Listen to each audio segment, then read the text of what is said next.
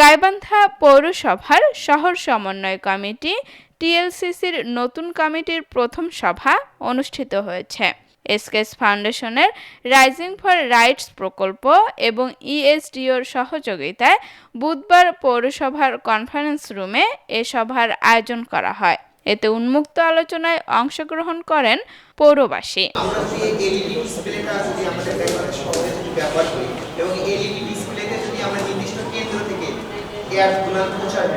যার অ্যাপ দিব আমরা 1 মাস বা 2 মাস পর পেয়ে যাচ্ছি।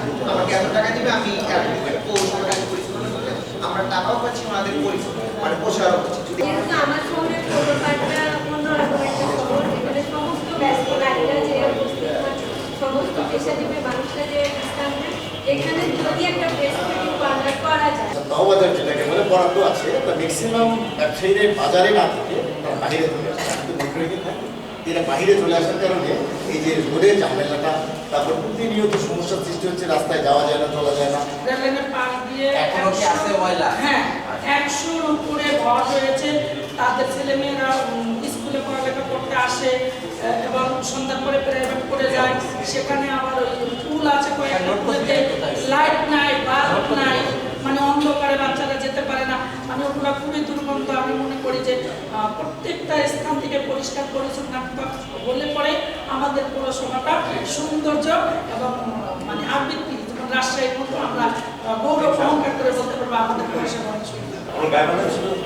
গাইবান্ধা সুন্দর বলতে চাই, বাংলাদেশের দৃষ্টি আকর্ষণ করার মতো শহর। আমি স্বপ্ন দেখি যে কুচিঘাট থেকে বাংলাদেশ পর্যন্ত, এখান থেকে হাট পর্যন্ত ট্রাম লাইন চালু হবে গাইবান্ধা। এটা করা না, আর কিছু কিছু দায়িত্ব মানুষকে দিতে হবে। টিএলসিসির সভায় সভাপতিত্ব করেন গাইবান্ধা পৌরসভার প্রশাসক মোহাম্মদ শরীফুল ইসলাম। এ সময় শহরের উন্নয়ন পরিকল্পনা বাস্তবায়নে সকলের সহযোগিতা প্রত্যাশা করেন তিনি। গাইবান্ধাতে মোটামুটি একই রকমের অবস্থা। আমরা আপনাদের সহযোগিতা চাই, আপনারা আমাদেরকে কাজে হেল্প করবেন এবং পরামর্শ দেবেন। 24 তারিখের মধ্যে যদি সেই প্রতিষ্ঠানগুলো, ব্যক্তিগুলো নিজে থেকে এগুলো সরিয়ে না আনায়, তাহলে আমরা এগুলো সরিয়ে ফেলবো। এখন আপনারা বলতে পারেন এগুলো প্রচারের তো দরকার আছে, সেক্ষেত্রে আমরা বিকল্প একটা চিন্তা করছি, আমরা একটা স্থায়ী প্রচার মঞ্চ তৈরি করতে পারি কিনা। সরকার পতনের পর শহরের পৌর পার্ক, ঘাগর লেক, কবরস্থান সহ বিভিন্ন অবকাঠামো উন্নয়নের উদ্যোগ নিয়েছে গাইবান্ধা পৌরসভা। আফসানা মিমি, রেডিও সারাবেলা, গাইবান্ধা।